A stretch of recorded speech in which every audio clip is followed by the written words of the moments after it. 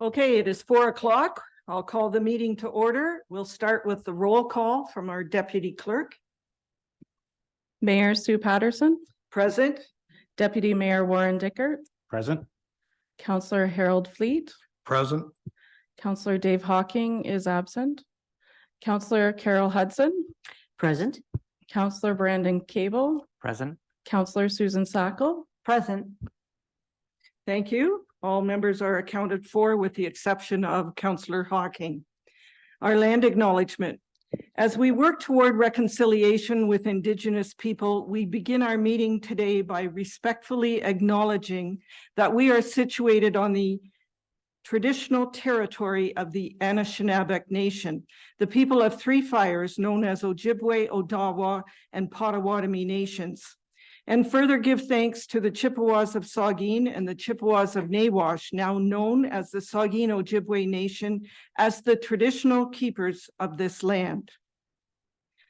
So welcome to our Committee of the Whole meeting for Monday, November 27th, 2023. Good afternoon, Council, staff, guests, the viewing public, and the media. And I take it we're on the 28th. No, 27th. We're good. Sorry, I'm a day ahead of myself. Council, does anyone have a disclosure of pecuniary interest or a conflict of interest?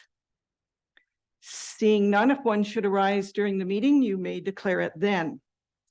So following our agenda, we'll start with our presentations and we'll do the report 5.1 year in review highlights. And I'll ask our CAO for that presentation. Thank you, Mayor Sue. So for the year-end review piece, obviously you've had an opportunity to review your package that was provided to you on Friday. So staff today will be verbally highlighting some of the key achievements and challenges. We won't be going verbatim through each individual item, given you've had that opportunity for review, but please ask for clarification if something's needed and it's not mentioned verbally as such. So they're in order from an alphabetical order perspective from departments. So we'll just proceed through the list in that sense. So interestingly enough, the CAO is first in that list, just by coincidence from an alphabetical order standpoint. So from a CAO perspective, the two achievements that I've chosen to highlight verbally with respect to those successes for 2023 is the restart of our conversations with West Grey and the mutual commitment to growing prosperity in South Grey. So that's been a positive step forward after a number of years of not necessarily being at the table we are, and that's a good thing. As well as completion of our strategic plan and the staff and community input that was involved in developing that plan. That was a key highlight for 2023. From a challenges perspective, and we're going to get into this a little bit further in the meeting, but certainly the financial realities before us as we consider our capital and operations budgets is a challenge.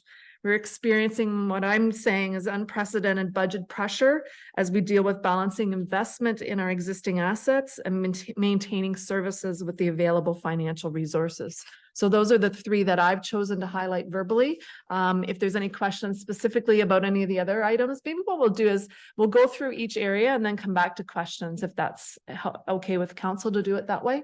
And we'll go from there. So next up on the list, I believe, is Andrew with Building and Planning.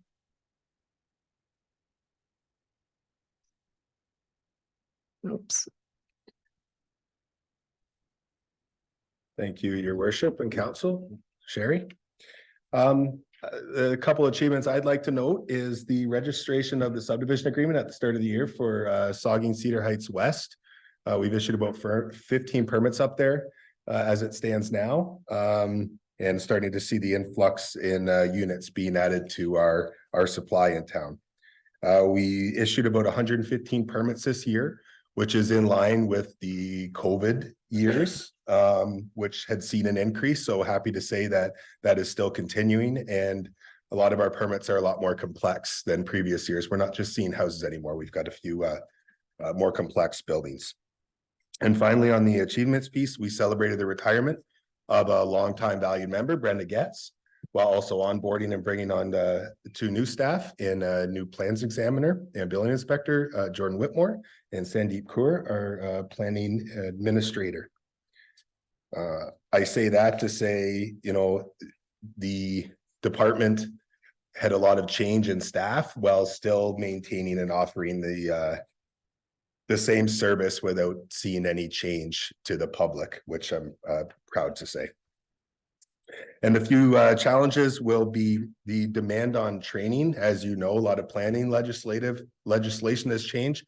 Staying on top of that as well, we're expecting to see a new building code in 2024, continuing to align with the national building code, which will require some training and the affordability and attainability of housing within our community. Thank you.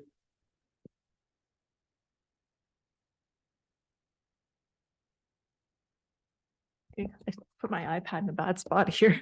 Next is Deputy Clerk Tanya Patterson. So through the clerk's department, a couple notable achievements that I wanted to bring forward is the eScribe agenda management software that was implemented in the first quarter of 2023. Senior management was provided with training on how to create reports and add committee minutes into eScribe, and we're able to start using eScribe early in the third quarter. The other item was, is the launch of the new website. The clerk's department took the lead in sending out an RFP for a website redesign. An internal committee worked together throughout the second and third quarter of 2023 to create the RFP, review the proposals received, and decide on a successful bidder. The soft launch of the new website was November 9th. Content updates continue to take place, and as well as enhancements to the various pages throughout the website.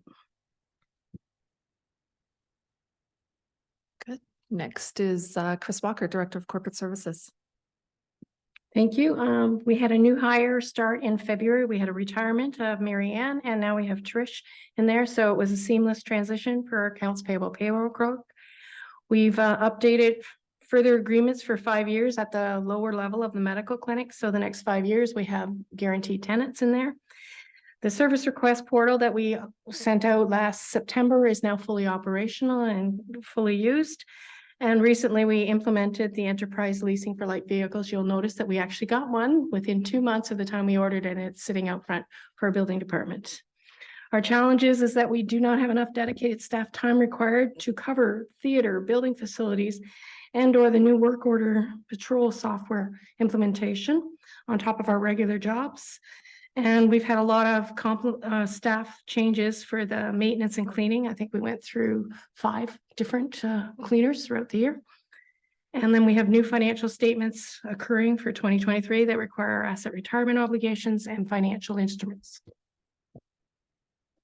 Thanks, Chris. Next is April with Economic Development. Thank you. Some notable achievements have been seen through receiving funding. So we partnered with Launchpad and received RED funding for our HIP Apprentice campaign to further that.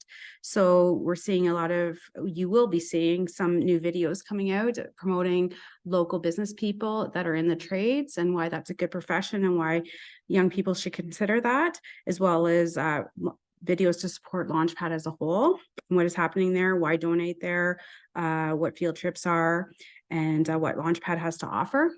We're also implementing our wayfinding strategy, so we continue to do that, and you regularly see new signs going up. We also received funding for the Lead the Charge initiative, which saw 2 new EV chargers installed in the town of Hanover. Our community improvement program continues to support investment in our business communities, properties, and promote new development. A significant impact to the downtown has been realized this past year. We have many great partnerships happening that are achieving a lot of great successes that we're able to share our resources and not duplicate efforts. Our event development fund continues to grow strong and promote the start of new events or the growth of existing ones. And I would just note that notably our challenge has been Launchpad this year, just due to the staff turnover and the need to establish a successful and sustainable business model. This has impacted Town of Hanover resources, basically in kind as far as staff resources goes, but we're starting to see that turnaround now, and a lot of a promising future awaits us. Thank you. Next is fire with Chief Duniger. Thank you, Sherry. So notable achievements, as you know, we began the design and construction of an 8-bay net zero fire station. We obtained approval from the Ontario Fire Marshal's Office to begin our own training and testing for ice water rescue, static water rescue, and swift water rescue, which will save us thousands of dollars because we can do everything here at home. This is to get ready for the mandatory certification deadline. We modified the rescue trailer that we have and made a command post / rehab unit with sharing the cost with fire, police, and emergency management. We obtained over 30 NFPA certifications, completing most of the training here in Hanover. We obtained $12,000 of a grant for new extrication airbags and $8,000 worth of smoke alarms from Enbridge to give to our residents. As far as challenges, we're always challenged with maintaining a high level of service with individuals that work full-time elsewhere. So just finding the time to do the training and respond to the calls is a challenge. Of course, and maintaining equipment to a high level, and as well as repairing aging equipment, is getting more costly as well. Next is Melissa with Human Resources and Health and Safety.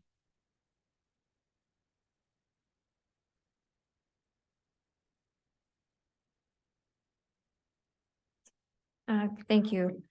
2023 did have both some highlights and successes as well as some challenges. Specifically from the achievement perspective, we had various wellness and development initiatives going on, including our first ever townwide professional development day. And through a partnership with WellNet, we've created training modules related to diversity, equity, inclusion, and empathy that will be rolled out in support of our strat plan goals. So far in 2023, we have completed recruitment for over 30 postings for over 50 openings across the organization. And we have navigated some unique and challenging staffing and labor relations items, both on behalf of the town and boards. When it comes to challenges, you've heard from others tonight or this afternoon already that there are growing legislative and regulatory obligations that have to be met, and so that therefore requires increased oversight and staff time. And that does extend to, for example, our training and development and making sure that the right staff have the right training at the right time and that it's up to date and maintained. Right now, that is a manual process. And one other significant challenge, while it was also a success, has been recruitment. While we have been doing it and we have filled our roles, it has been a challenge.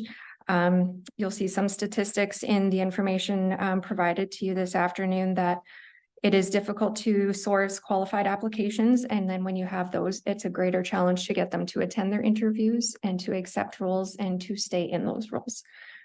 So sometimes you think you have all of your boxes checked and maybe you don't, and you start from square one. So that has been a challenge and has required lots of time investment.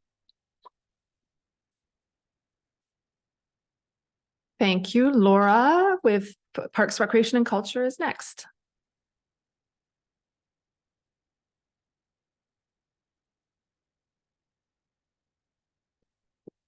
I've chosen to provide two noteworthy achievements this evening, and I feel these accomplishments highlight our positive impact that our work and our department's efforts have on the community.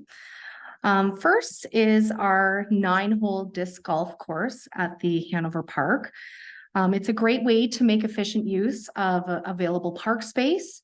It's also a low-cost activity for residents to kind of help residents lead that active and healthy lifestyle. And there was a total of 800 plus rounds that were tracked from this past year. And that was only rounds that were even tracked. There were probably hundreds more that were not tracked. And we also had a great and well-attended grand opening and sponsors to back that up as well. My second is the splash pad. Of course, there has been a lot of activity this past year, including the pre-design work. Our work also included a survey, a community survey that was sent out in January. And the planning continues. The committee has now been established and the fundraising campaign is still in that quiet phase and asks are happening as early as this week. Some challenges, really continuing to maintain that high level of service and maintaining our current programming and services with increased budget and staffing pressures. Thank you. Next is Public Works with Ron Cooper. Notable achievements could be summarized up. We had two main construction projects completed this year, the 11th Street between 17th and 21st Avenue. And then we had a joint project that we did on 24th Avenue, County Road 28 from 14th Street to the Saugeen River Bridge. That was a joint project with Grey County. Completed that. We had two environmental assessments, which are ongoing. The first one being the 7th Ave, new 7th Ave water tower replacement. That one, we got a public information center that's going to be coming up. It's on the website. There's a comment period from November 30th to January 5th. So an opportunity there for the people that have been circulated and other people of interest to give their comments on the project. The other environmental assessment project that's ongoing is the wastewater treatment plant. That one, we're not right at the public information center stage yet, but we've been going through studies related to expanding the footprint, discussions with Saugeen Valley to meet their requirements in terms of studies that we have due to get us more footprint in that area. Things are going well on that one.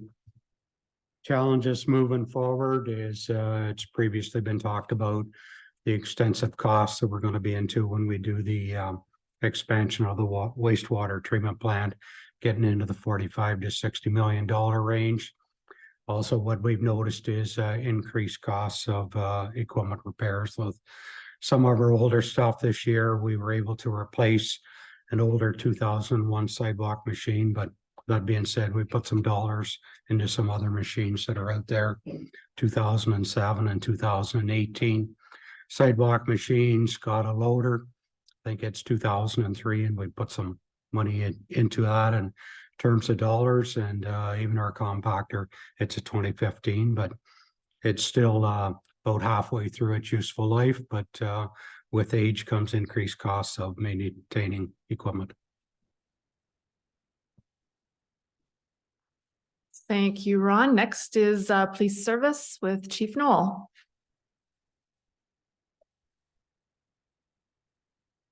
Yes, perfect. Thank you, Council, Your Worship. So notable achievements, I just want to really focus on the 8th point for notable achievement. And it's continuing to meet the increasing workload demands with an increase in criminal prosecutions, arrests, and major cases. Our work this year has taken our investigators to Durham region, York region, Waterloo region, the city of Guelph, Owen Sound, and other places in between. That's one of the challenges that we're also facing is maintaining that effective service delivery as our community and really the communities around us grow. So those are the 2 points I really wanted to focus on here. While our board has not met with regards to our budget yet, but our board also knows that we're looking at increasing our complement in 2024 to a 16th officer. And one thing I encourage this council to look at is our best comparator right now around the province is Smith Falls Police Service. It's they're about population of about 9,300. So I encourage you to take a look at the Smith Falls Police Service annual report because they're really our best comparators. So, but that's really our notable achievements is the work that we're completing. And that's also a challenge. I will say that our calls for service in 2022, we topped out at our highest year ever. Right now in 2023, we're at our calls for service at the end of last year. So thank you. Thanks, Chris. And next up is Hanover Public Library, and we have interim CEO Carolyn Cascanet here tonight. Welcome, Carolyn. Okay. Hi, Council. I just wanted to introduce myself as the new interim CEO. My name is Carolyn Cascanet for anyone who hasn't met me.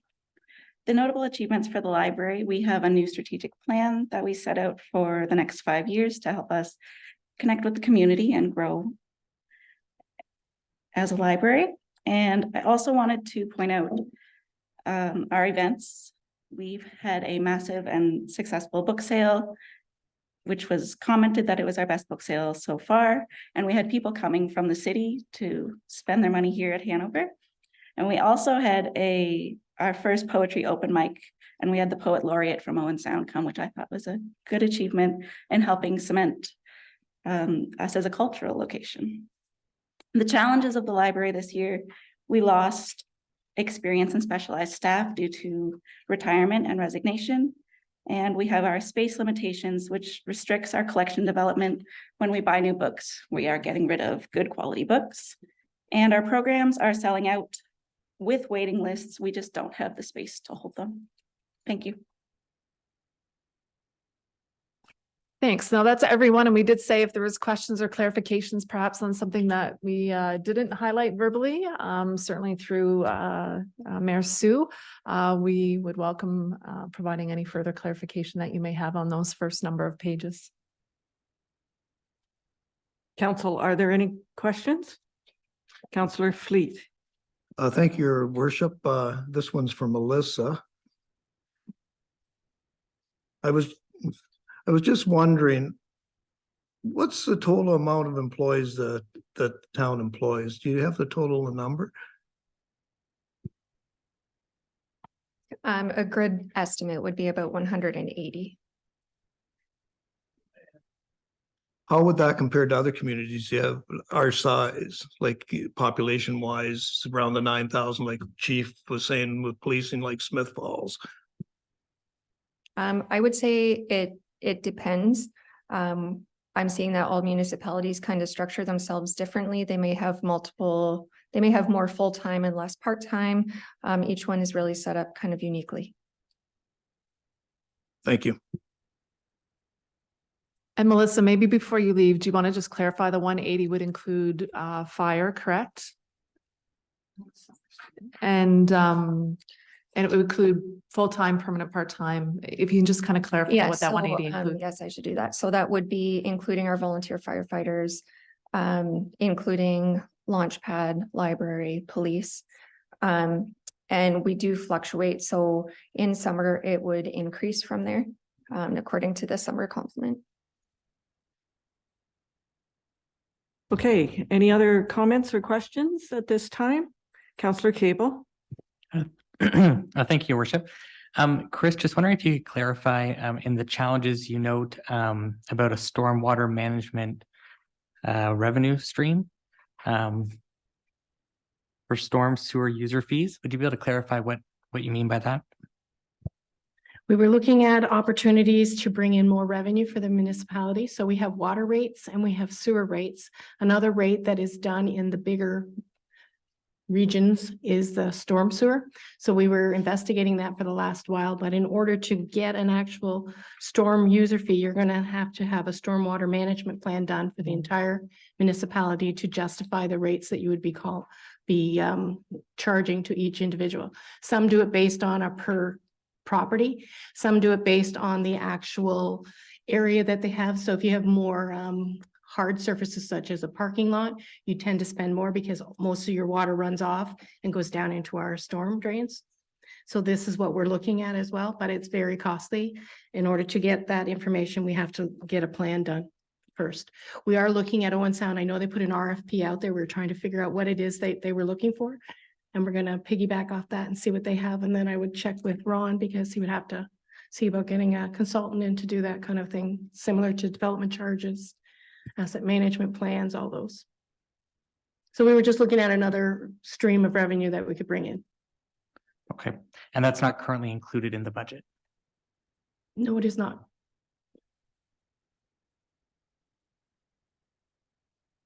Chief Deniger, wondering in your challenges section, you talked about repairing aging equipment and Rescue 909. Is Rescue 909 one of the vehicles that's moving to the lease program? Unfortunately, no, it's one of our pump apparatus and we're not able to lease the specialty equipment like our pumps. Thank you. Ron, in your report, you talked about 24th Avenue and the achievement in getting that completed from 14th Street to the Saugeen River. Just wondering if you would have an update on the street lights in that section of town. Streetlights are actually working with Westario. Initially, the process was to install them on the west side of the road, which would have been on a Hydro One line. Then when they met with us to review what infrastructure was available, that determined that we weren't able to install it on their line with current infrastructure. So that shifted us over to the other side of the road, and now we're dealing with Westario. So you're saying that the streetlights will not be on the side where the sidewalk is? That is correct, but based upon street lighting, it typically lights up the whole road, which is going to include the sidewalk just along the edge. And do we have like an approximate time? Would that be like in the spring, do you think? I'm hoping to have it sooner than that. I'm hoping to have it maybe later this year, early into 24, more likely, before that's going to happen. Excellent, thank you. Other, Councillor Hudson. Thank you, Your Worship. This question's for Melissa. It's I'm not sure what partnership with Percopolis. What is Percopolis? If I'm pronouncing that correct, even. You're pronouncing it correctly. So Percopolis is like a discount program where we have a membership as Town of Hanover staff that people can sign up for. And from there, they can take advantage of like a ton of different discount programs, everything from mattresses to DNA testing and Wonderland tickets and a wealth of options.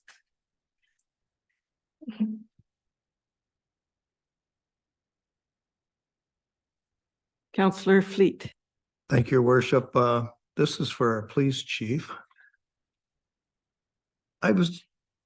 Chief, I was just wondering, what is the biggest cost that's driving the budget in policing right now? Is it salaries and benefits? And how would that compare? You said we're very comparable to Smith Falls with their salaries and benefits. Yes, the bulk of our increases are going to be salaries and benefits. I can tell you that the Smith Falls Police has a budget of about $5 million. They have 25 police officers. We have 15. So I don't know exactly how much their exact salaries and benefits are, but the bulk of our budgets are salaries and benefits. That's quite a difference. That's 25% more police officers compared to Hanover with a population of 8,800. So thank you. Yes, thank you. Anyone else? All right, let's move on. So Sherry, I guess we just move on to municipal finance outlook, and it must be Chris. That's correct. Thank you, Your Worship. So we'll be on, what page are we on? Page 13.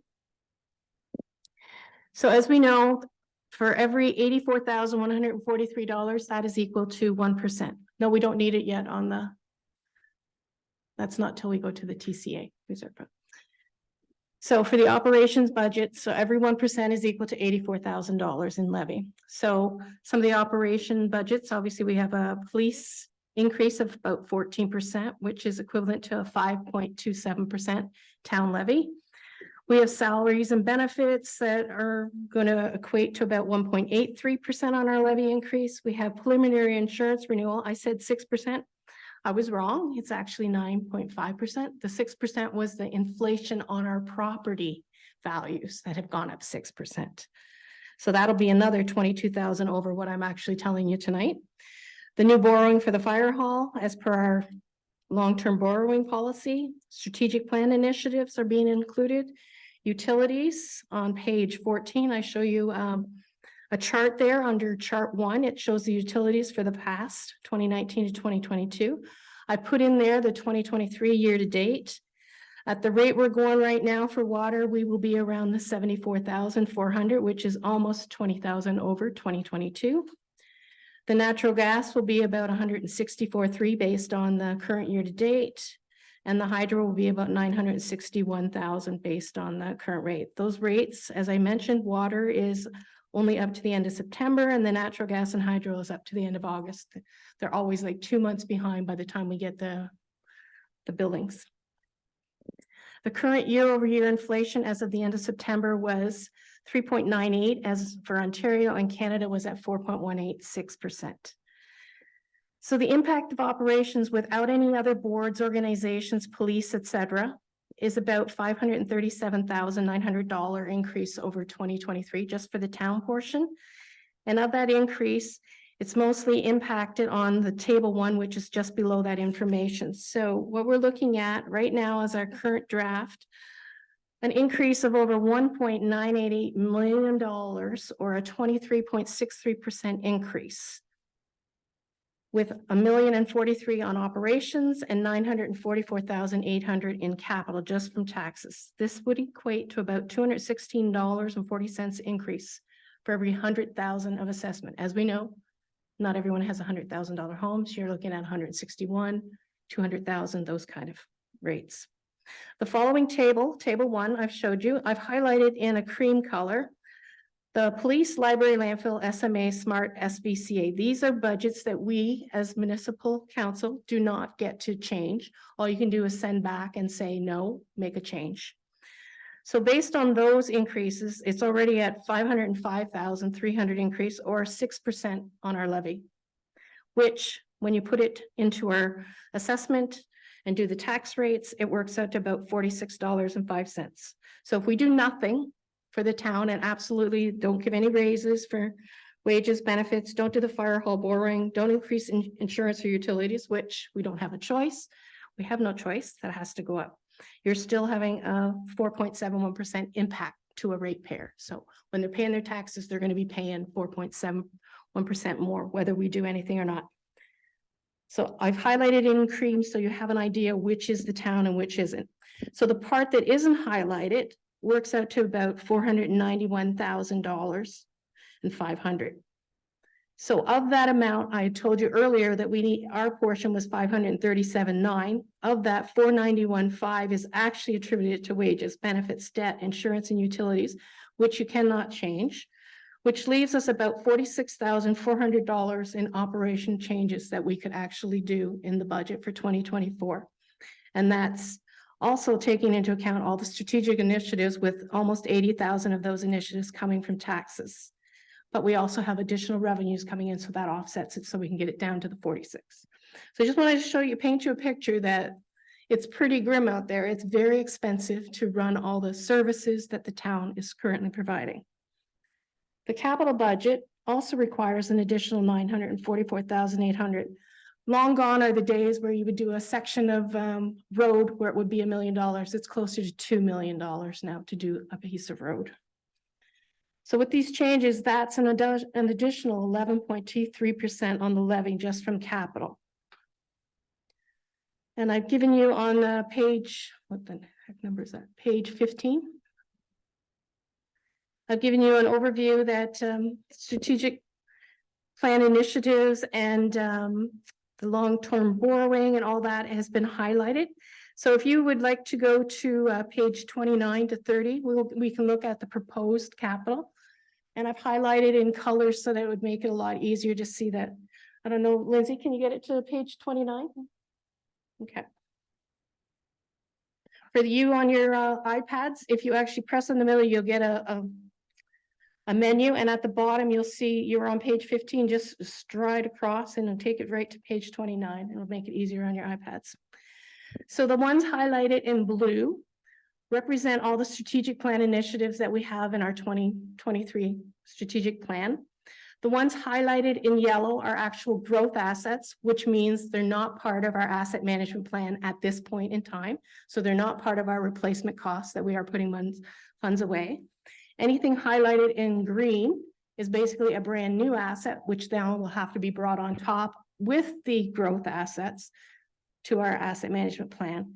The ones highlighted in pink are basically our actual existing assets that we are replacing based on taxes. So I thought I'd give you an idea of what it all is. It's just easier to see it with colors than try and individualize where it all is. So you can see that we're going to be spending close to $15.9 million and how that's broken down. And the first column next to all the colors would be the total that's actually required from the taxes, which is 2.128. Of that, we usually use most of the money from OLG, but there's not enough there. So I'm saying that's why we need an additional $944,800 from taxes, because the OLG funds will not cover the full amount. We're also using a lot of water and sewer fees, lots of reserves and reserve funds and grants. So if we can go back to page 15.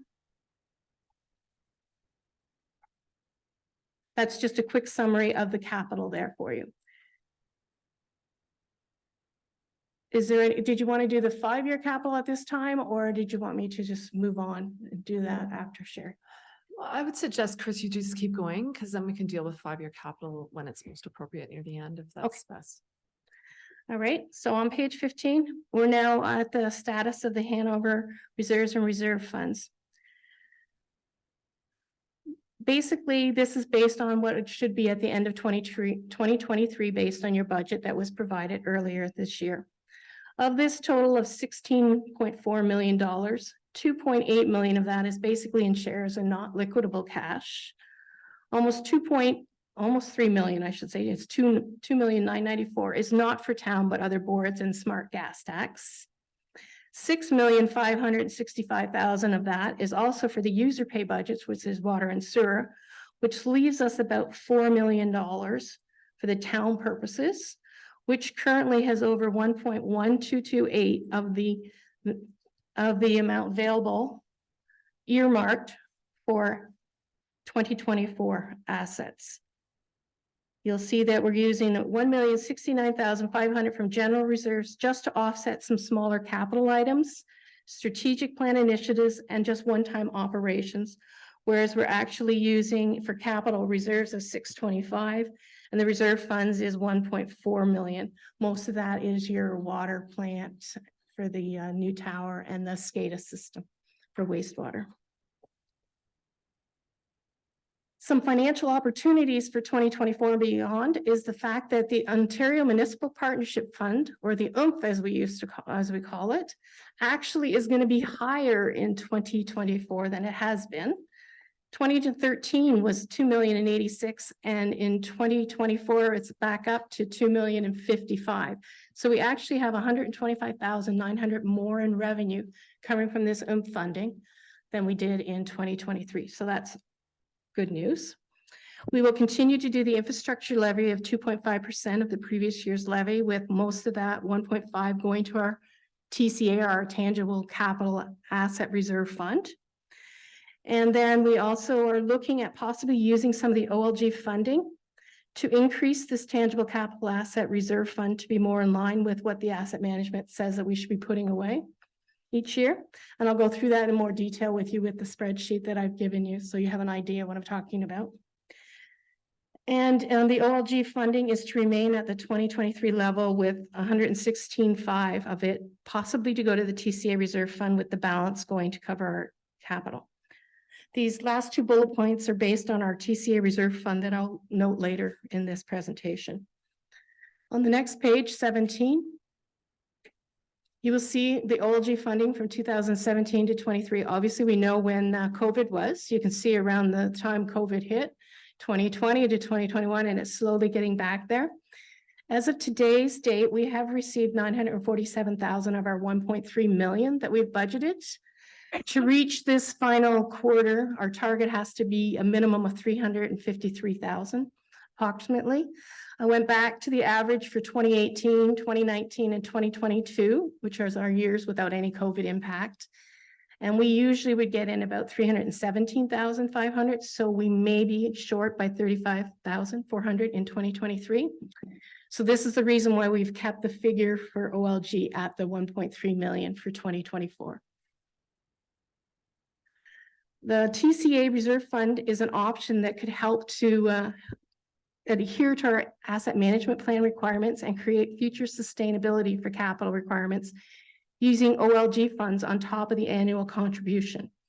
So if you wouldn't mind, Tanya, if you can go to page 35 in your package. You'll notice a really long, colorful, really tiny looking piece there. So thought I'd blow it up for you. And it's a combination of a lot of stuff in there. So it's a really convoluted, very complex. But basically, council is telling us every year we should be putting 1.5, and this is based on our asset management plan from 2017, where they told us every year we should be putting at least 1.5% levy increase, not just added to it, an increase. So what we are looking at here is I've got a 1.5%. This can be changed at any time. If council decides, no, I only want 1% or 2%, I can change that at any time, and that will change all the figures. So what we're looking at is our levy, municipal levy. This is what it was in 2022, and this is what it is in 2023. These are etched in stone. These are what has been done. What I have here is a calculation saying that if we take 1.5% of our previous year levy for 2024 and add it to what we already had, we should be putting aside $242,700 a year. What we are actually doing is right here in this line, the amount that we are currently going to. We're only putting in $126,200. So technically, we're only putting in $9,700 more. You're supposed to be putting in 116 plus the new 1.5% to come up with the actual amount that should be going into this. And then that should be taking you in 20 years, this is what it's telling you you should be having. So I've got little notes here that we'd love to be able to do that, to put around 35 million. But in order to do that, you have to really take tax dollars and increase them extremely high. So I thought we have to come up with a way that this will work to help us along the way. So the thought was to let's look at the OLG money to be for future capital. So it's technically still capital that we were always talking about, but to take it and put it for the future. So we can then put the 116.5, which is what we put in 2023, and add it to the 126.2 that we actually collect from taxes. So we're only increasing the tax portion by $9,700 in 2024. But we still get the combination of 242.7 because we're using the OLG money to do that. And then we continue on that each year. We may not get to that 35 million that we need to get to, but we're pretty darn close. We're about a third of the way there. It will take us longer to get there, but it's more sustainable because we're not increasing the taxes over and above. If we continue on the path we're going, we're only going to be increasing about $193,400 over a 20-year period each year. That's all we're more putting in on the actual amount that needs to be there. So we're only putting away $4 million. And that's over 20 years. And if you remember the asset management plan, for the next 20 years, you need to earmark a minimum 1.5% of your levy just to cover the gap. Okay. So the next part I'm looking at is we've got the TCA reserve fund. We start using that money to its most advantage for us. So as part of development charges, they always say that when you collect money, especially for parks, you need to allocate a minimum amount for future development. So we've put in an amount of 60. This, again, this figure can be changed, whatever it is. So think about every pay you put monies aside, at the end of the year, you got $1,000. So starting next year, now you can take 60% of that $1,000 and use it for something in the following year. And you continue to do that. You put $1,000 away again with a slight increase. And then the following year, you take out 60%. So you're only putting really 40%, but you're forcing your hand to do this on a yearly basis, put the monies aside and then come back and use it. Just like we put monies aside for reserves and reserve funds. And when we need them, we pull them out to use it for the actual event. So you'll notice in 2023, we actually are taking out $150,000, and that was earmarked for the boiler at the P&H Center. You may remember that. That's coming from the TCA Reserve Fund. Unfortunately, we're not going to need it, or fortunately, we're not going to need it right now, but it's going to be coming up. So if we actually do all this, we could take the 150 that's still outstanding and then add the new percentage of 298. And we come up with a new figure that we can use almost $443,000 of our TCA reserve fund towards our taxes for capital. To explain this further, the dark blue is what the asset management plan is telling us what we need to do. The peach or the orange, whatever you want to call it, is what we are recommending by using existing ways of doing things, plus part of the OLG. And the light gray is exactly the path that we're currently on, okay? So if we use that reserve fund, again, 60% of it each year, we continue to use money and we can use an amount. At the end of 20 years, we'll still have $1.5 million worth in our reserve fund after 20 years, and you're still being able to use 8,998,000 of the 10 million that you put in there. So that's kind of how it works. So you put in 1,000, you take out 600 the next year. Keep putting in 1,000, you keep taking out more as it grows and grows. So to get to the OLG money, I've got a summary down here. This is where we're at in 2023. We're at 1.3 million. Right now, we don't put anything towards the TCA reserve fund. We use all the money towards capital, and we actually had money left over. If I remember, it was Councillor Cable who said, this is not sustainable to have 182,000 sitting in our operations because we're going to have to make that up next year. Correct? Councillor Cable, do you remember that? So what I'm suggesting, we still have that 1.3 million. So now we start off with 116,500, which was the current amount from 2023 that we put in. So we're going to use that amount. We then put in the 126, which would be what we'd normally put in anyways into there. And then the balance from the OLG will be 1.18 towards our capital. So I've got here that every year for the next 20 years, assume a 1% increase, because I can't guarantee what the OLG money will go up or down with, right? So each year you can see that there'll be an increase to the amount that goes from OLG over to the TCA reserve fund. I know it's very, very confusing. But I'm looking here, we're starting in 2024 with the 116.5. So then I'm suggesting that we always use a 10% increase on the OLG portion that we do. Or you can do whatever you wish on there. Like you could say, I just want to earmark always 10% of whatever we're doing. If I did that, that 116.5 would have to be 130,000 for 2024. And we didn't want to increase it too high. We wanted to get a start. So again, I can change these amounts. If you wanted to say 15%, starting next year, it would jump to 134. If I put it back to 10, obviously it's only going to be 128 too. There's just an ability there to show you that you can change any percentages that you want in here, but it's all connected together. So I'm suggesting we start looking at a possibility to get closer to what we need for the asset management plan without affecting the taxes too much.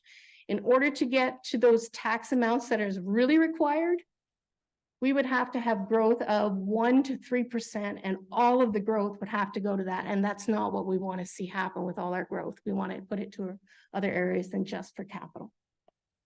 So that was a quick synopsis of it. I know it's very busy, but it was just to let you know that we have an opportunity to get to a point without spending too much tax dollars. You remember we took about $120,000 off of our capital by taking our light vehicles and putting them into operations. This is a roundabout way to get the OLG money to pay for capital for future, but still give us that reserve that we're looking for going forward. So that's it, kind of in a nutshell. Any questions on that? I know it's really busy. Everybody's eyes are glossing over at this point. Any quick questions on it? Just saying there's an opportunity here to use your OLG funds for more than just capital, but it's in a roundabout capital way. Okay. Are there any comments or questions right now? Well, it's on the screen, or we can always come back. So. Harold or Councillor Fleet. Thank you, Your Worship. Thanks, Chris. I'm totally on board, just to find the percentage. concern I have with OLG funding is, I think we're gonna see a downward turn in OLG funding, only because it's getting more competitive out there in the gaming business with a new, facility in Wasaga Beach and all this online gambling and sports betting. So, you know, we count on this OLG funding, but I just have a feeling that it's not gonna grow much more than where it's reached. So, thanks. If it doesn't grow, Counselor, through you, your worship, if it doesn't grow anymore, we just don't put it down. Say we had another COVID happen. So this 116.5 that's currently earmarked and then it goes up each year, that would be the first thing to come off because it's to a reserve fund. It's the first thing to go. It would be more preference to do on capital that's required at that point. This is just, let's get it started. It's kind of like in 2016, we started with the 2.5% infrastructure levy and started moving money. So we actually had monies put aside for general reserves to that point. That would, again, this would be the first thing to go if the OLG money wasn't there. It's just a way to go there. Otherwise, we're set in the same way we're going, where we're only increasing $9,000-$10,000 a year to that reserve. Councillor Cable. Thank you, Worship, and thank you, Chris, for the in-depth chart. It is really nice to see that that projection and to see where we could be 20 years down the road. I do think that it's a good idea for us to put away some of the OLG funds for longer term capital projects. But I still would like to see, and I know this year, well, anyways, maybe this year it's not possible because we're already having a significant increase. But I think my worry is that if we again become dependent on the OLG funds to fund the long-term capital projects into this account, what happens if, as you know, Councillor Fleet was saying, those dollars end up declining, right? Or what happens if one day we don't have OLG in Hanover, right? And we're completely reliant on these funds right now for our capital assets. So I still would like to see some tax dollars filtered into these accounts so that we're not having a massive jump if that day was to come. Through you, your worship, you are still doing capital dollars going in there. So if we go back up, you're still putting in the 126.2 in the 2024 budget. I'm suggesting we're adding the 116.5 from OLG to get to the 242.7. So next year, the tax dollars will increase another $6,300. This is all based on whatever the levy becomes, okay? Again, if you say, no, I'm going to put the levy at 8%, everything changes based on what it is, right? And each year you can change whatever figure you want. So if one year goes up 8%, again, anything etched in stone in 2022, 23 are the actuals. When we actually come with our rate, it'll change all of this. But you're always putting money in right now into the reserve fund because that's part of that 2.5% infrastructure levy that we had talked about, and we implemented it starting in 2016. And we have 1.5%. So 1.5% of the previous year's levy is already going. So you're always going to have that in there. The OLG is the additional money to try and enhance it to get us close to where we should be without actually asking for more tax dollars to come out there. So that's what we're looking at. You'll see here, down here, this is the yearly increase that is going up. This is all it's going up each year on taxes. This is how much the shortfall is based on what the asset management plan is telling us we should have. You're all glazing over again. I see it. So Chris, you're saying that right now tax dollars are paying for some capital projects. Yes, in a roundabout way. Anytime there's a reserve or reserve fund, it's being paid depending if it's water sewer. Water sewer is obviously user fees. But if it's anything coming from a reserve or a reserve fund for tax related, it's always come from taxes in a roundabout way. So we put monies aside each year and then we pull it out. So what we're saying is as we get the TCA reserve fund, we're almost at the $500,000 mark. Now we should start using it for its purpose, for existing assets, not growth or assets that aren't on our TCA. Very good. All right, other comments? All right, let's move on. Okay, you can take that off the screen then. And go back to the other one. So now we're still on page 17. Now we're doing the financial challenges for 2024 and beyond. So as we talked about OLG, and again, we were talking, a couple of recommendations could be that we always use a maximum of 85% towards capital with any other 15% towards TCA reserve fund or one-time operation expenses. Or as I've just showed you there, we put so much aside, and I've suggested 116.5, which is the previous year's amount, towards the reserve fund with the balance going to capitals. And this option has already been reflected in our draft 2024 budget. So right now, we're already showing 242.7 going to a reserve fund with 116.5 earmarked from OLG for that. Okay. The following graph on page 18 shows you the tax dollars that has been invested in the capital for the last while, since 2014. In 2022, you will notice that it was 853,100. Actually, 53,100 of that was tax dollars because we only had 800,000 earmarked for OLG. In 2023, as we mentioned earlier, it was less than what the OLG money that we were anticipating. So we already earmarked 182,800 of that to go in operations, which is not sustainable. That's not what we want to see happen. And in 2024, we're showing that we need 2.1283 to cover the existing capital that we're showing there. And again, we only have the 1.183 or 1.3, whichever council decides, if they decide to use the TCA reserve fund or not, towards the capital, which means we're $944,000, $944,800 required from taxes because the OLG money has already been totally spent. The other challenge is maintaining our service levels while attempting all the 2023 strat plan review initiatives, adding services without removing or adjusting the levels of service, keeping our asset management plan on target, the rising costs of maintenance. The current replacement cost of our buildings is over $126 million. And the annual requirement for buildings rehabilitation construction is over 2.18. However, that also included water and sewer. So I did the quick calculation. It's actually 1.222. So 1.2 million is strictly for non-water, non-sewer buildings. And the capital cost for infrastructure, as I mentioned before, is getting very expensive. I highlighted in pink on your budget summaries on page 2930 of all the tax related ones that are required. We need at least 3.8 million a year. And of that, 1.2 million is for buildings and the balance is for our infrastructure. And it was noted back in 2022 that on an annual basis, because most of our TCAs or tangible capital assets is transportation and recreation. For transportation, we should be always looking at a road reconstruction project, a paving project, and a piece of equipment. And for recreation, a minimum piece of equipment, a park upgrade or improvement, and or building capital. All the others would be as required. So the fire trucks when they're required within that 15-year term. And our other challenge is that there's uncertainty for future government funding, as they don't seem to be letting us know there's any funding out there. It's drying up.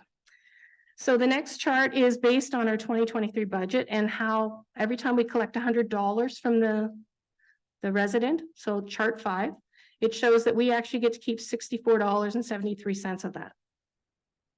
And then the next chart shows you how we actually spend that $64.73. Two departments, police and parks and recreation, take up 53.3% of this total, with the rest of it going to the other municipal departments. Police accounts for over 31.4% of this town service. So our charts 5 to 8 provide you information based on the current 2023 and 2022 information.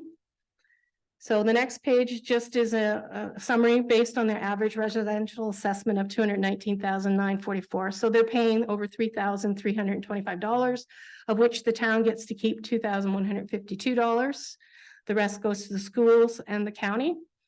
And then the follow chart below that shows how that $2,152.62 is allocated between each department. So you can see police is 31% and recreation is 22%. So more than half your pie, 53% is on two departments. The rest of the town is covered by the other 47%. The next page, page 21, is just a review of what was done in 2022. So you can go back and forth and see where the changes were and how much has changed between each area. Reference purposes only. Page 22 These are the changes as information is updated to the conditions. However, several are undervalued. Our existing fire hall replacement costs only showed us $77,000 in our asset management plan, because the fire hall was technically part of this bigger building of civic facilities, and the whole building only has a replacement cost of $6 million. So we know that that's pretty well undervalued. So we have to go back and reevaluate a lot of our replacement costs. But again, time, staff to get in there and do that is not available. So 2.5 shows you the town of Hanover's next 10 years. There's approximately 25.9 million over the next 10 years that we need to do. And of that, 2.2 million is in backlog that hasn't been done. So those equipments and vehicles that many of your staff have said the equipment keeps breaking down, it's part of this backlog because we're not covering that. So any questions on that today? Because now we're getting into the real nitty gritty here. Councillor Cable. Thank you, Your Worship. So Chris, in the backlog columns, you have your $1.2 million in equipment and machinery. Does a portion of that 1.2 million then get allocated into the 2024 line for equipment and machinery? Can you repeat that question? So from the backlog that's noted in table 2 of $1.2 million for equipment and machinery, is a portion of that backlog addressed in the 2024 line for equipment and machinery? No, that is prior to 2024. So 23 all the way back to 1999 or whatever year it was purchased in. So does council at any point receive a list of the backlog equipment, or is there a recommendation from staff on items that are in the backlog that should be addressed? Or I guess my wondering is, at what year then does that backlog move into the budget? That is based on each individual department. They're provided with all their information of all their assets that are outstanding, what is behind, what is required for the next 5 to 10 years. They've given them that list, and then they prioritize what is required based on their needs. So am I correct in assuming, because the total number from 2024 to 2028 is barely like maybe $1.6 million. And so at any point from 2024 to 2028, is that $1.2 million backlog addressed? Again, it depends on each department and what they've looked at on their equipment and machinery, and whether they require that to be done within those years. They may say, you know, this piece of equipment is still working fine. The useful life says it should have been replaced 5 years ago, but I'm saying the condition is still really good. So that's why they go through their conditions and say, no, we're good. We can keep moving on with all of this. And this is just a number in the system. Everything changes as we update the conditions. Okay, so it's fair to say that the $475,000 in 2024 are higher priority items than the backlog. It could be fair to say that, yes. Other comments or questions at this time? Seeing none, we can move on. Chris?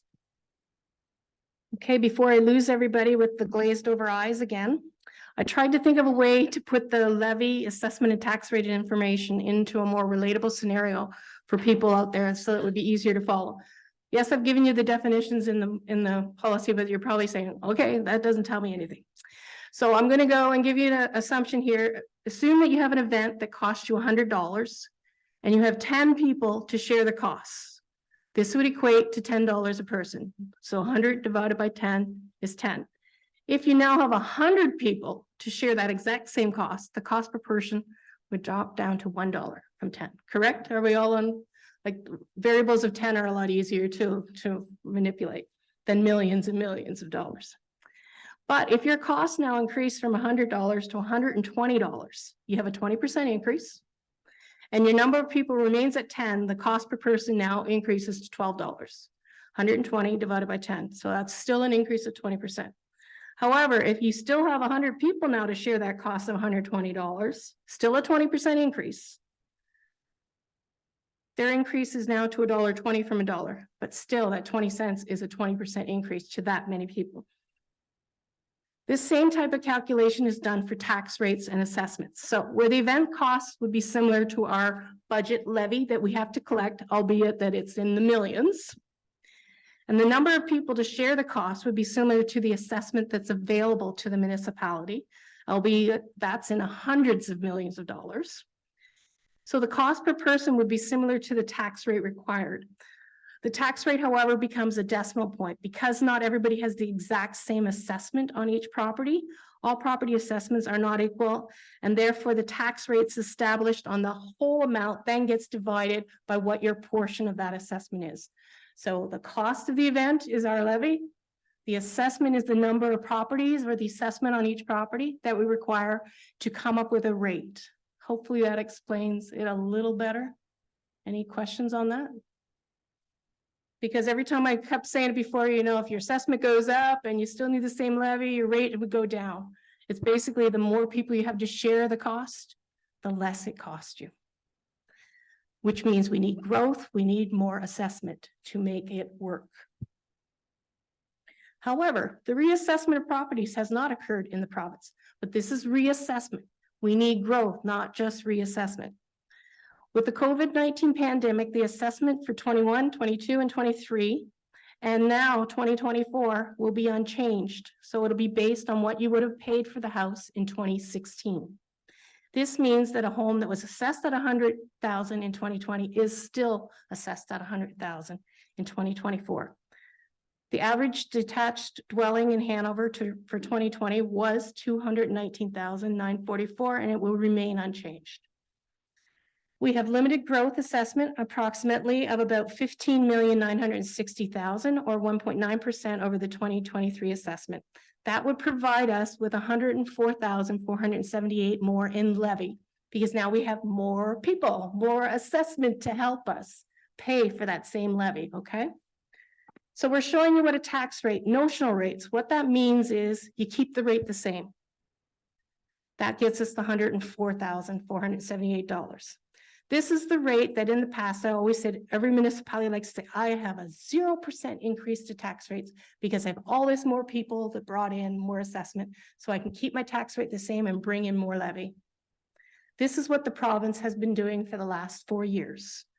The province has been doing the school tax rates, keeping it exactly the same. If you go back to those pages where I showed you 2022 and 2023, you'll see you're paying the exact same amount to the school boards. But keep in mind, we have 1.9% growth in the town of Hanover. The province has 444 municipalities that may have growth.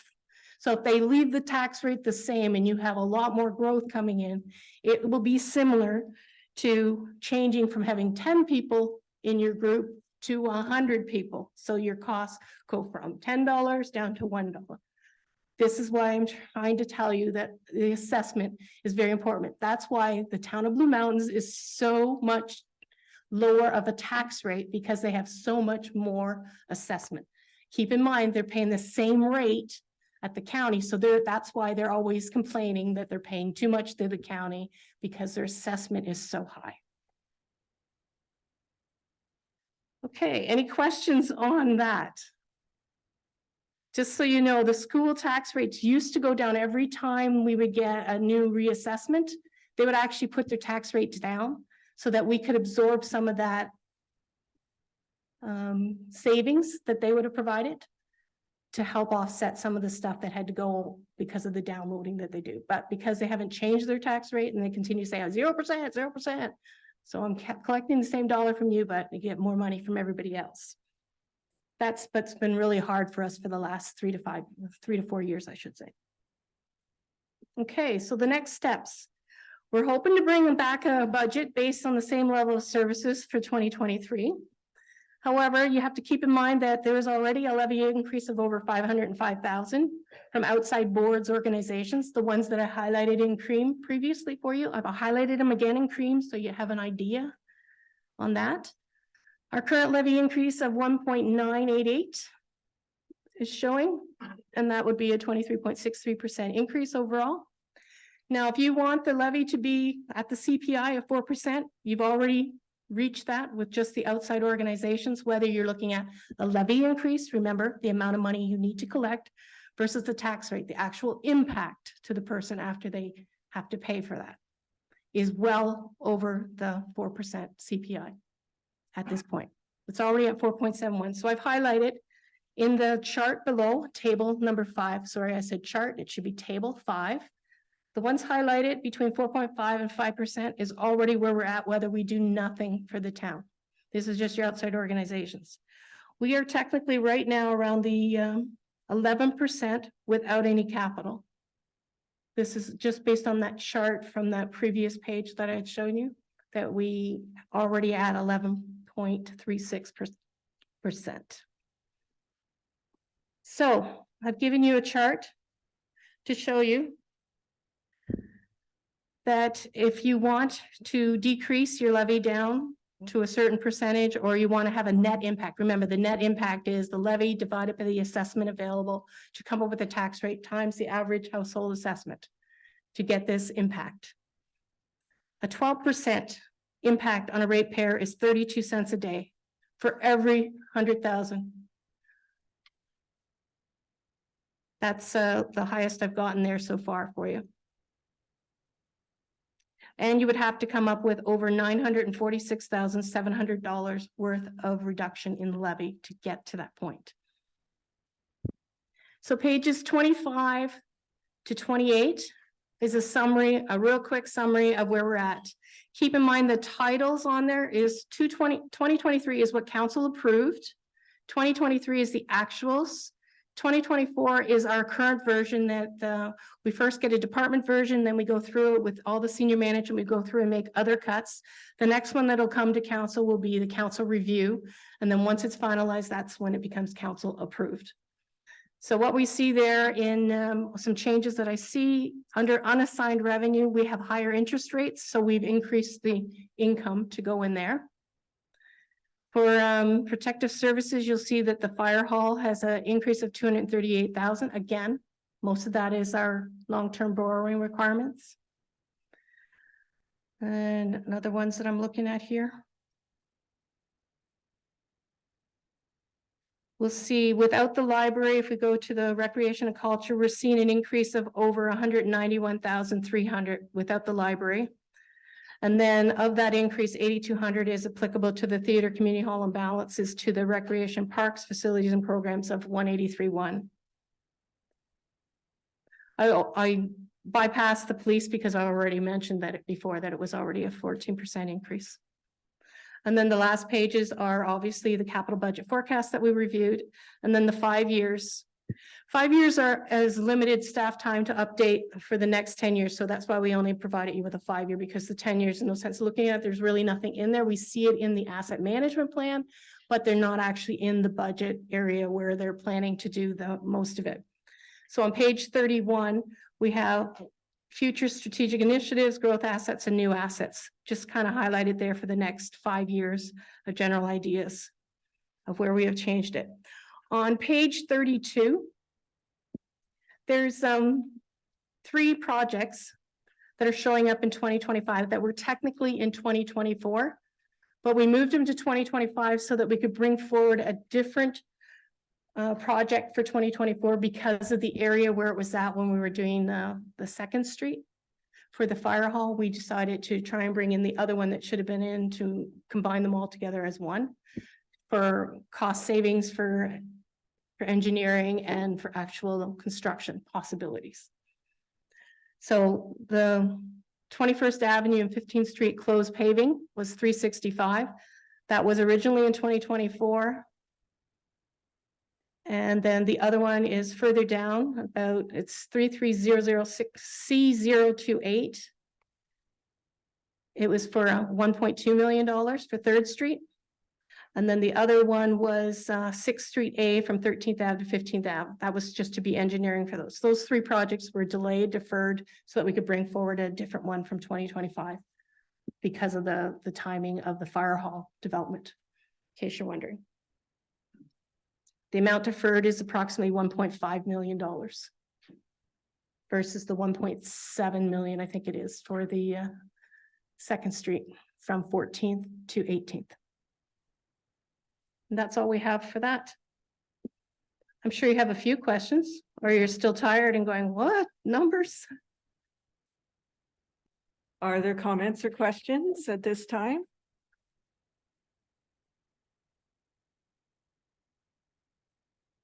I'm not seeing any hands.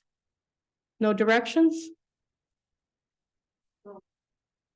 So Chris, you're looking, are you, now I gotta get back to my right sheet here. Under next steps. So you're asking council for direction on what they're comfortable with. Yeah, page Um, 24. Thank you. So what is council comfortable with? Like if we go with a 12% impact, we need to find $861,000, right, in reduction. If we go with, say, 7%, we need to find $1.3 million in reductions. So I think what we need to do is sort of come to consensus what we're comfortable with and then try and work towards that and see where we get. So next steps, if we give you direction now, Chris, what's the next steps at the next meeting? Will we have a list saying? We'll bring down from where we are, we'll give you a list of what we've cut or where we made some savings. So on December 11th, I would think then we'll say, okay, this is where we're at. We've made some more cuts. And then I think, Sherry, if I'm not mistaken, we have a couple options where we're going to say, here's some more further cuts that you can make, but it'll be based on council's decision on that particular one. What I'm looking at is stop looking at percentages, because I explained to you a 20% on $1 and a 20% on $10 is totally different to the impact. So really look at that column that I've provided for you for the cost per month, cost per day. What is most important? Keep in mind the average is 2.199 that you have to take on that. So if it's 40 cents a day, you'd have to say that it's at least 80 cents a day. I don't want to use Councillor Hawkins' apple fritter or strawberry fritter or whatever he used last year for increase, but I know myself, you go through drive-throughs and things that used to be $5 jumped to $6.99 and now it's $10.99 for the exact same thing. So basically I've had to adjust that, hey, I can't go out for lunch 2 or 3 times a week. It's once a week now if I want to go out. So you cut back on where it needs to be, but that's just the way it is. It seems the minute the minimum wage went up October 1st and gave that 6.78%, everything jumped up again. So we're in the same boat with the municipality as prices for hydro, gas, utilities, everything else goes up. We're covering that cost, albeit at millions of dollars versus that extra $20 per household that everyone's doing. I know I just got my hydro bill and I just seen 20% increase between the peak rates and then 17% on the low rates and 19% on the mid rates from one bill to the next, because I couldn't believe that it went up that much. And that's what the increases were. Must be Hydro One. It was Hydro One. Sorry. All right, okay, let's start. Deputy Mayor, then Councillor Fleet. Thank you, Worship, and thank you to staff. It's a lot of work putting that all together, and it's sobering to hear it and digest it. But I think, Chris, you made a very accurate statement there. We need to adjust our expectations. You don't go out for lunch 3 times a week anymore. So now it's got to be 1. So we do need to find ways of paring this down to something manageable, because it's not just the taxes that people are struggling with, it's everything else. It's that going out for lunch, it's clothing, it's whatever. Yeah, it's all gone up. And I for one can't, in my mind, justify 23%. I don't think anybody around the table here can. We likely have to look at different ways of doing things, and I, use the clause there that this was built on maintaining service levels that we have currently. And whether we like it or not, we likely have to lower our expectations, because I don't think we can continue to maintain those current levels of service without, but we just can't do it. 23% is not manageable. We're going through this very same exercise with the county, and it's painful. But it is necessary because they're seeing similar numbers there. So we have a lot of faith in our staff, and I think that now is the time we need to challenge our senior leaders to come up with those new ways of doing things. I don't know what it is because I'm not close enough to that day to day, you know, we're a governance body here. We are supposed to give direction, and it's up to staff that have the internal and working knowledge of those things to come up with those numbers. But, you know, I would really struggle with anything over 7%, to be honest with you, because even if we look at inflation and we look at all these other things that are around us, the highest inflation we had was what, 6.8% down back in 2021 or something like that, I believe it was. You know, here we are talking 23%. It just isn't sustainable. Even 7% now is, and we're in a 4% inflationary rate.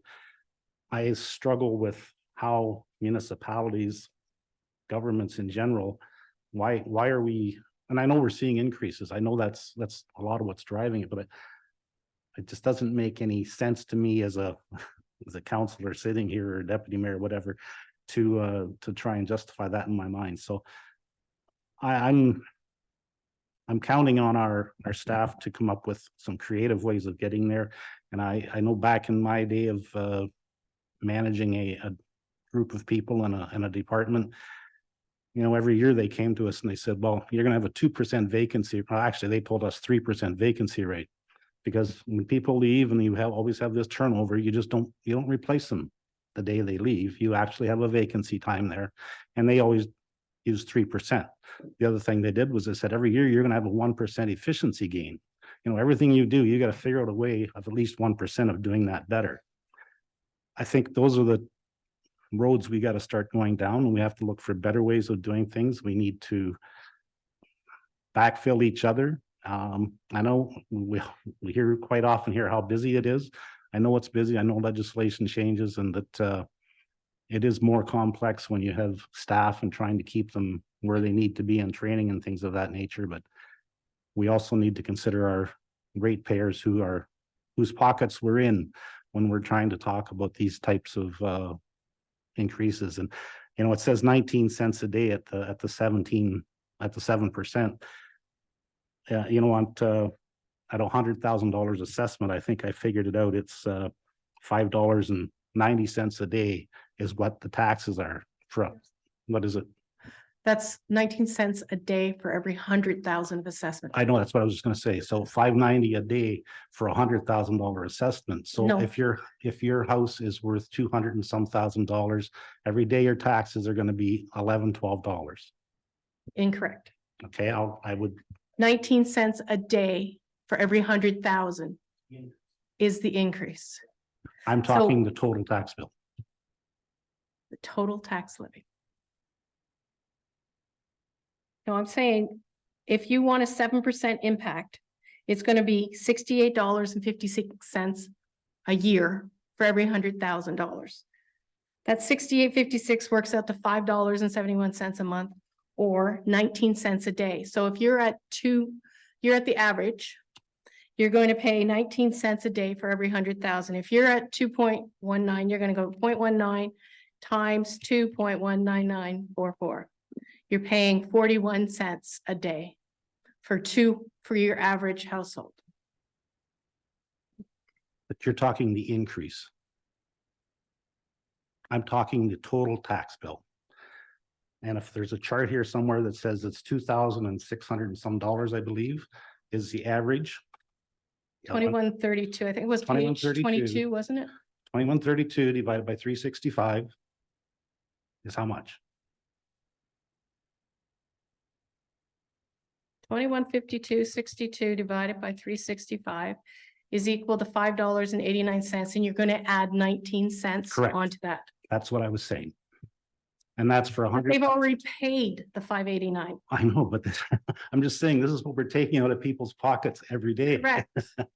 So if we want to double that. And I'm sure if you look at your income tax and your pay stubs each week, they're taking more than that a day from you for the federal government and the provincial government. Plus, they also get the HST of another 13% on top of that you don't see that you're paying. plus they take CPP, plus they take EI. So you have to put it in perspective. Again, we're just a little pocket here. This $3,000 that they pay for taxes on a house, they pay at least 5 to 6 times that just on their income tax. That $3,000 is in $100,000 assessment. We don't have any No, $100,000. 3,325.31 is our average household on 219,000. It still works out to a lot of money per day. And if we're not part of the solution, we are part of the problem.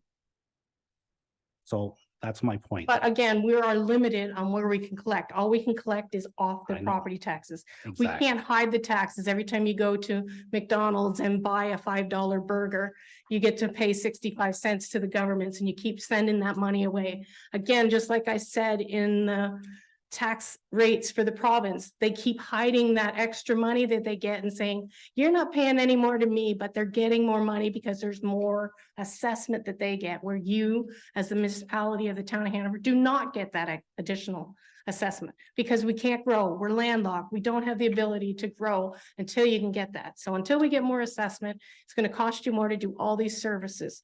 So the only way around that is to eliminate some services. That's what I've been saying. And again, they're already paying $589, Exactly. but not, that's for the 3,325, right? Or you're talking on the 2152, our portion. 2152, on the Right. 2152. So when they come in here and pay their taxes, say, oh, my tax is so high. Meanwhile, we give away 30% of that over to the county and the education. Again, county and education can say, I want my taxes to go up, whatever, just collect them. And then we have to take that hit all the time. We can only talk about what we control. Right. And that's why I use those numbers. 590. Okay, but you have to be aware that when you wake up in the morning, you walk on our sidewalks, you go to the parks, you're going to the arena, you're going on the roads, you're flushing the toilet, you're doing all that. I don't see anything that the province or the feds are paying for that. This is all coming from your tax dollars on that little bit of assessment that we have on a house. So like I say, really put it into perspective, how much taxes you're paying to us to do all these services and how much taxes you're paying to the feds and the provincial government to cover all these other things that we never see, like the money that goes elsewhere. Well, I need to respectfully disagree because we get a lot of grant money from the federals and provincial governments. Which has dried up because it's not there. And all the money that they say is out there, this $200 million for this water wastewater is only if you're in Toronto or the big cities that are adding all this housing. So I mean, there's perks, I will yes. bring this to an end because I don't want to have an argument back and forth. Saying you have to put in But perspective. what I'm telling you is, those are we talk about being accountable and transparent. Those are the numbers that I came up with when I did this. Okay, and My that's position- 7% with My or without. position is we should target 7%, and I would gladly hear from our other councilors. Thank you. Can I ask what that 7% is to include the boards and other organizations? Because they're already at 6% of that levy. So now you're leaving us with 1.5% because it's got to be an 8%. I'm not against going back to those other boards and saying you need to do something. And I know we can't direct them to, but there's nothing stopping us from asking them. Okay, so I am going to say, we do know this is going to be probably the most difficult budget that we have gone through. So there will be cuts coming. As staff are going to give us a list of what we can cut, and it will end up, council will be making that decision, what services or programs we do cut. So let's just have some discussion and see where we move towards a percentage or per day to give staff that direction. Councillor Fleet. Thank you, Your Worship. Thank you. I want to thank staff. I want to thank all the department heads for all the hard work they've put into this budget. It's the voters and the taxpayers that put all of us in these seats, and we report to the taxpayers of the town of Hanover. As we start this budget process, I'd just like to say that as a counselor, I don't have the knowledge or experience to know which infrastructure projects are needed or what equipment needs to be replaced or facility upgrades need to be done, etc. That's why we have such a good staff and great department heads. It's not in my place to know what is needed there are wants and needs, and I think we should be focusing on the needs. And I, as Deputy Mayor Dickert said, I'm okay at that 7.75%. Thank you. Other comments? Counselor Hudson? Thank you, Your Worship. And sort of mirroring on my comments a couple of weeks ago, we do have to take into consideration the general population out there. I know that we run it as a business and it is difficult. I know we would like to have our wants, but I don't think this is the right time to have all of those extras, and people are cutting things in their households. And so I think we maybe need to set a bit of an example. So I am following Councillor Dickert on his percentage. Thank you. Anyone else? Counselor Cable? Thank you, Your Worship. I think in a similar line, I'd like to see things come in around 6 to 6.5%. I know that it's going to be a tricky budget because we know that there are some numbers that we maybe don't typically adjust, which are, perhaps considered to be fixed. But I do wonder, certainly around going back to our boards to look at reducing that initial impact, then also looking at creative ways of how we do our business. And I think that if we look at, I think about the hospital, for example, where the provincial government sets, a rate. And so for a long time, it was 2%, right? And that's how much additional funding the hospital received. And then you had to work within that amount. And so you had to look at what could you do or what might you do differently, or how could you increase revenue to offset that. And so I am hoping that if we can set an amount of 6 or 6.5%, then staff will come back and tell us what that's going to look like from an operation perspective. Counselor Sacco? Thank you, Your Worship. Well, thanks everyone for all your hard work and looking at all those achievements and challenges. It's really impressive to see all of it. And I understand that last year, when we went through this budget process, we were looking at 8.56%. We can't probably do that this year. And I appreciate that from all the councillors' comments. So I too am willing to look at that 6.57% range if that's what council decides. Thank you. So Chris, anything, does that give you enough direction there? Just to reiterate, that's the net impact on the taxpayer, right? You're not talking levy increase.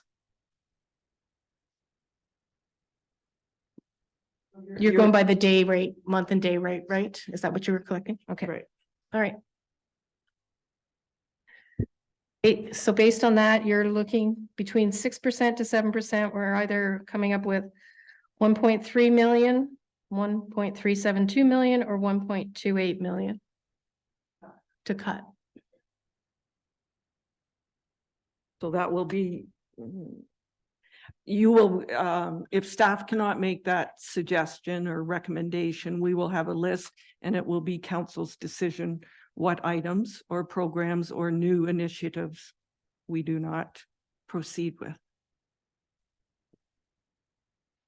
Okay, Sherry, I think that's doable. I don't know if it's gonna make it for December 11th, though. We may have to change that date. That's pushing it. Yeah, we may To need a there. bit more time. We may have to wait till the new year to get on that one. Yeah, certainly. And speaking to council, I've heard the word wants and needs. I would say that in review of our budget, there's not a lot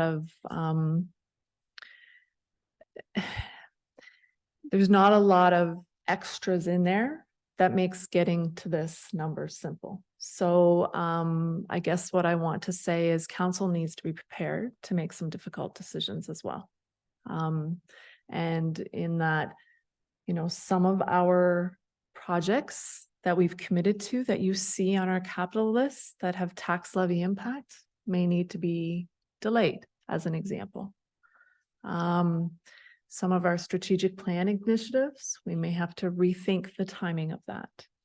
So I just share that in generalities of how we may be able to get to that 1.3 to 1.4 million approximately.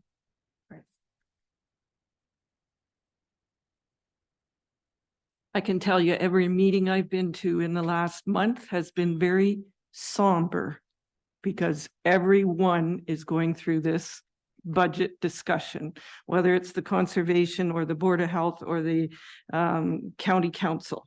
County council was looking at 14%, they're at 12%. They're trying to get to 5%. And they are all people services, what I consider like paramedics, vulnerable people, shelters, long-term care. Very, very difficult decisions coming up when you affect people's lives. So we have to look at what those wants are, which, you know, what we put in the strategic plan could be starting in 2025 rather than 2024. If that year, because we're still going to be in this next year or two. And we may be in this for a long time if we do not expand or grow somehow without that assessment. So. Okay, so next, is that, what's next on the agenda?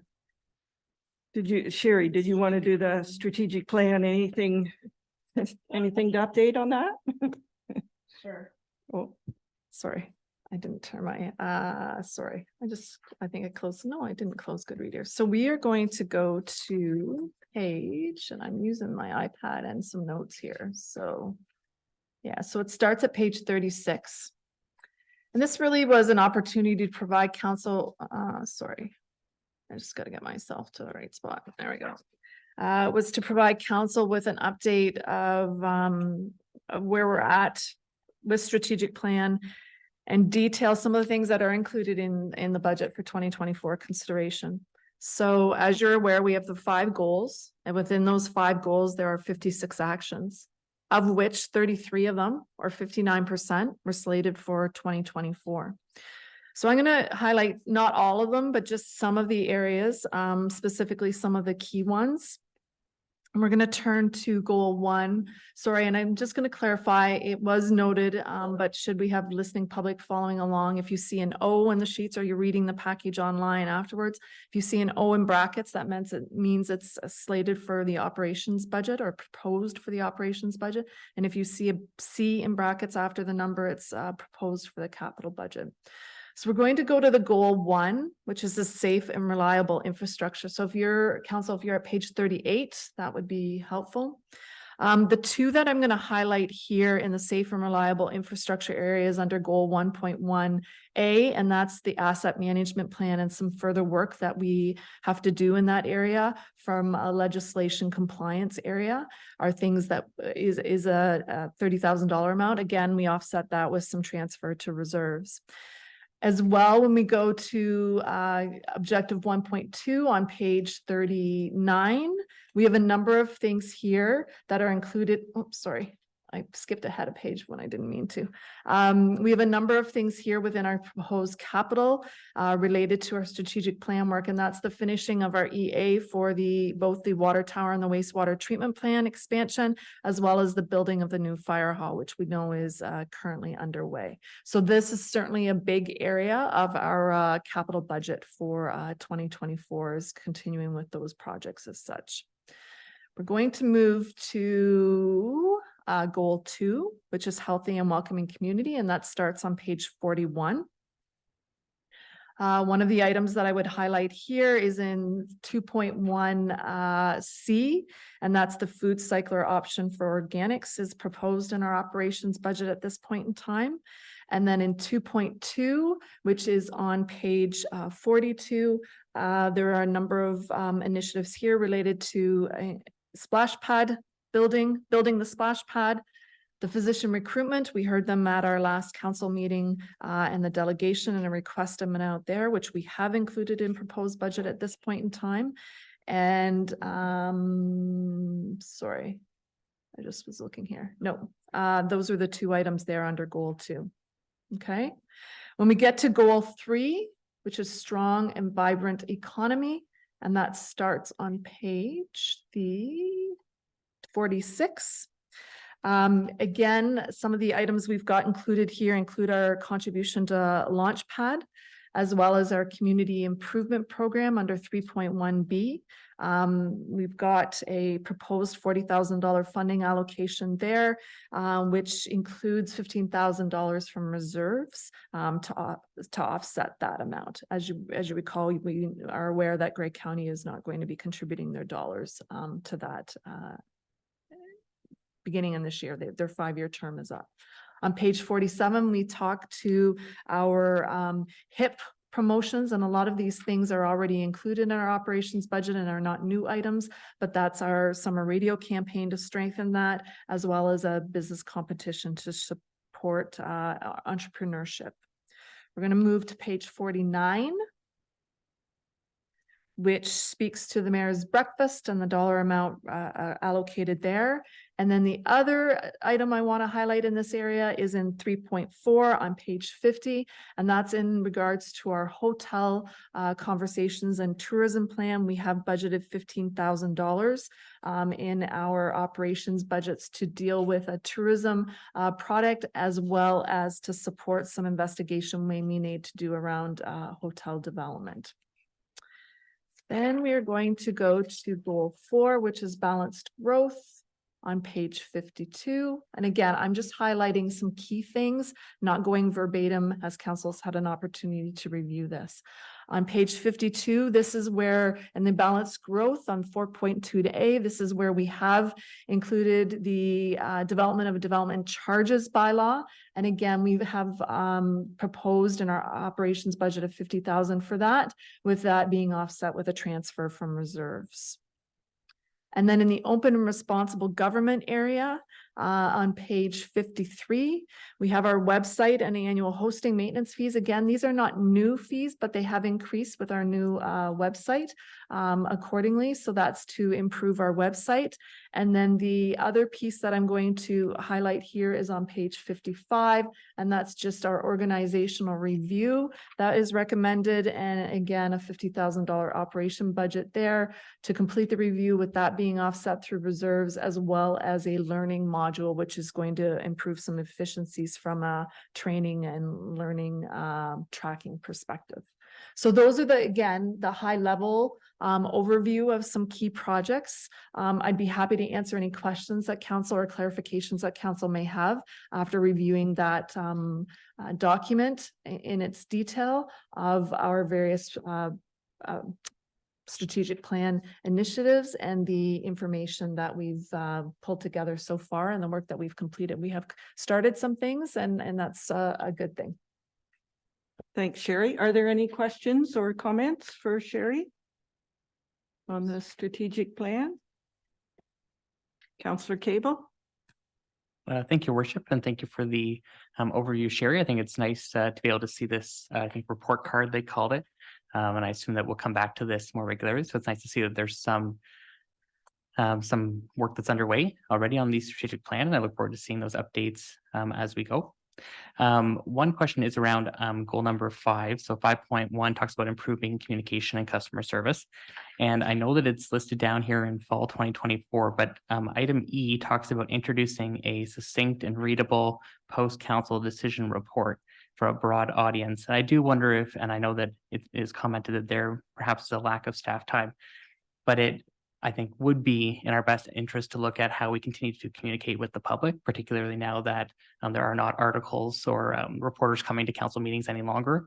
I know the municipality of Brockton now throws out social media posts after their council meetings, just highlighting kind of, I don't know, a succinct kind of summary of their meeting, and then residents can go online to read the reports or watch the video. So I do wonder if there's an opportunity for us to examine whether that item could be launched earlier, just to ensure that residents are kept informed of the decisions that are being made.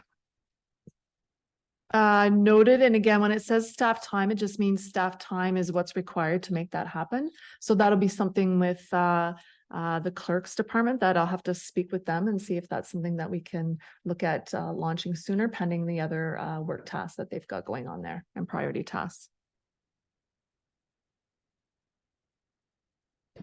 Any other comments or questions? So that's it for the meeting, unless staff needs any other direction. All right, so I need a mover and seconder to adjourn at 5:44. Deputy Mayor Dickert and Councillor Sacco, all in favor? That's carried. Thank you.